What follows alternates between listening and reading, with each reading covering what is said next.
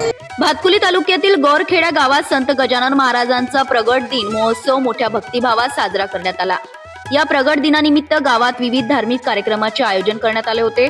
सकाळपासूनच संपूर्ण गावात आनंदाचे आणि उत्साहाचे वातावरण पाहायला मिळाले। या सोहळ्याचे विशेष आकर्षण म्हणजे संपूर्ण गावातून काढण्यात आलेली श्रींची पालखी दिंडी। पालखी दिंडीत महिला, पुरुष, युवक आणि ज्येष्ठ नागरिक मोठ्या भक्तिभावाने सहभागी झाले होते। गजानन महाराजांच्या जयघोषात संपूर्ण गाव दुमदुमून गेले होते।